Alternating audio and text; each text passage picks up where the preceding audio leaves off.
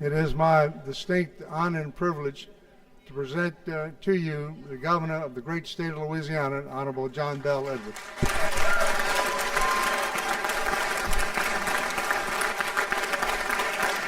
Thank you. Thank you. And Corey, thank you very much for gracing us with the national anthem today. And Brother Rodney Woods, thank you very much for your prayer. Mr. President and Mr. Speaker, members of the legislature and my fellow Louisianans, good afternoon. Today I'm going to be brief. The time for politics, the time for partisanship, over. The time for solutions is now. The citizens of this state have waited long enough, and they deserve results now. And I'm not going to bog you down with the numbers and figures that have been in front of us for more than 2 years. We don't need to rehash the tale of how we got here. We all know that by now. And I didn't come here today with top students to motivate you with their stories. You've heard their pleas. You know how many students attend a higher education institution and how many people are on waivers in your districts. You're all too familiar with the importance of the partner hospitals that are in your areas. Today, I'm here to simply implore you to work with me and with each other to get the job done. I understand that everyone is tired and ready to go home. And after meeting with so many of you individually and in small groups over the past couple of weeks, I appreciate the fact that you're ready to see your families return to your businesses and tend to your personal obligations. But if I've learned anything from all of those meetings and those discussions that we've had together, it's that just about every single member of the legislature agrees on how we got into this situation, and with few exceptions, just about every one of you recognize the limited options that are available to stabilize funding for higher education, support our law enforcement, and protect the hundreds of thousands of families whose benefits are at risk. Crafting a solution to the fiscal cliff really hasn't been stopped by differences in policy. Of course, there are differences and disagreements about certain policies that crop up between my administration and certain members of the legislature, and there are policy differences among each of you.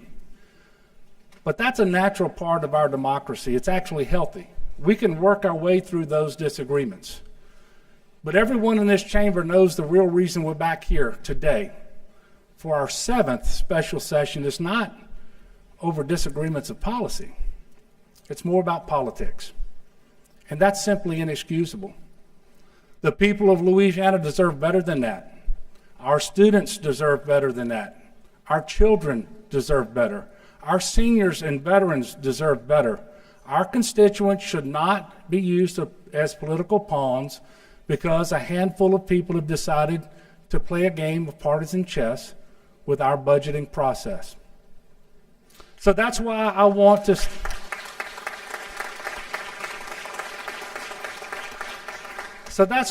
thank the vast majority of you, Republicans, Democrats, Independents alike, who worked incredibly hard over the last several months to move our state forward.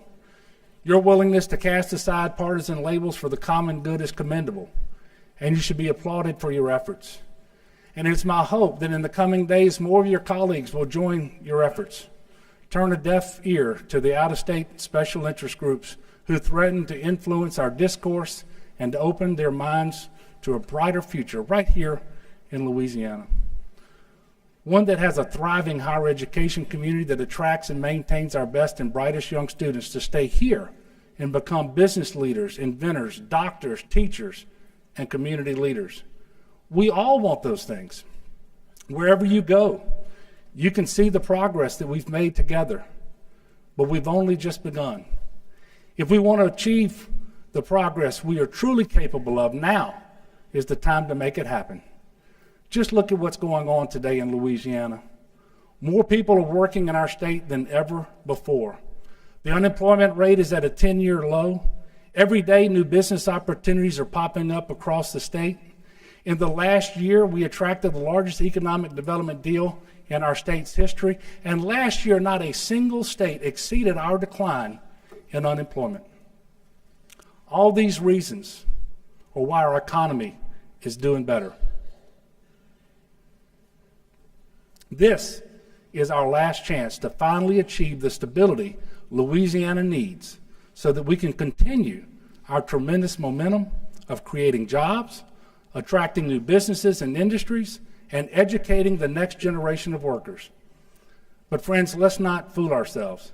If you think we're frustrated, think about how frustrated the people of Louisiana are by now.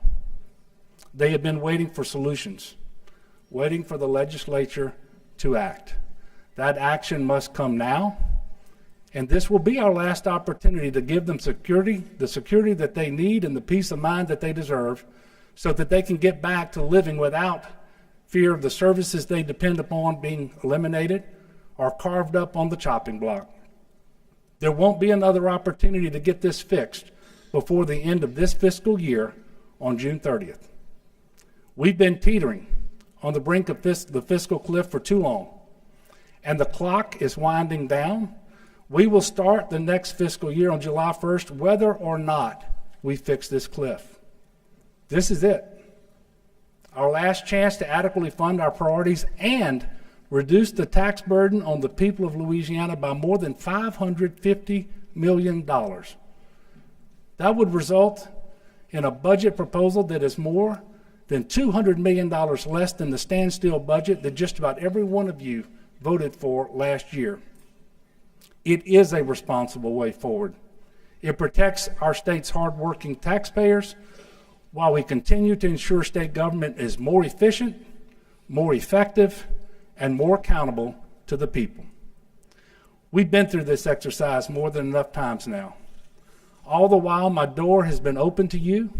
I have said time and again, together we must listen and learn so that we can lead. Our citizens deserve nothing less. And while there are 10 days in this special session, I know, and you know, we can get it done sooner than that. So let's not have delays. Let's not keep our people waiting any longer than necessary. There's no reason we should still be here when the clock strikes 6 p.m. next Wednesday evening. Louisianans don't want to see more political posturing. They just want to know that we will honor our commitments to them. And this is our chance to hit the reset button, to put the failures of the past sessions behind us, and finally do what we've been saying we want to do. The bipartisan compromise plan that more than 2/3 of you supported in the last special session had something for everyone, but everything for no one. And that certainly includes me, as it cuts more than $60 million more than the plan I had proposed. But that's why it was truly a compromise. It had spending cuts, revenue renewals, and reduction of the tax burden of the people of Louisiana of more than $500 million.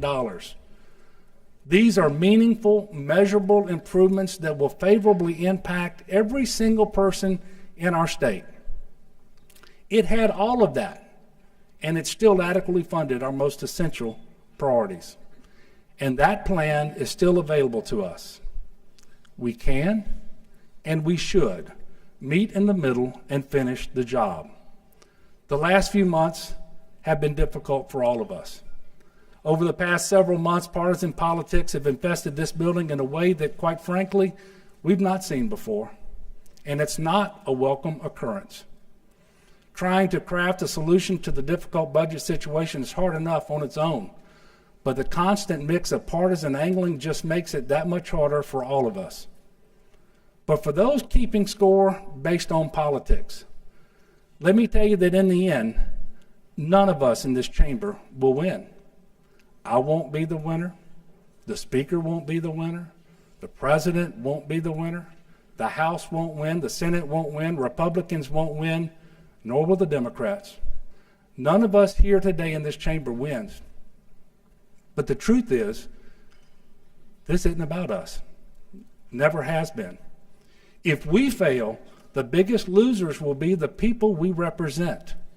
The people of Louisiana lose, and that is unacceptable.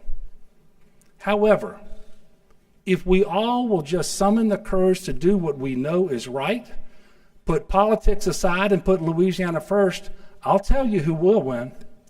The mother, father, or student that otherwise can't afford to write that tuition check. If TOPS is properly funded, they win.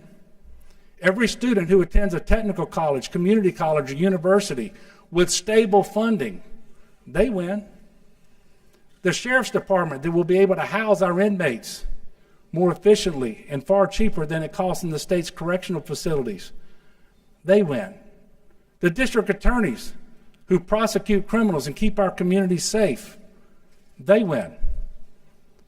The 2,000 state employees who show up and work hard every single day for the people of our state, and yet they are worried there'll be a pink slip on their desk come June 30th, they too will win.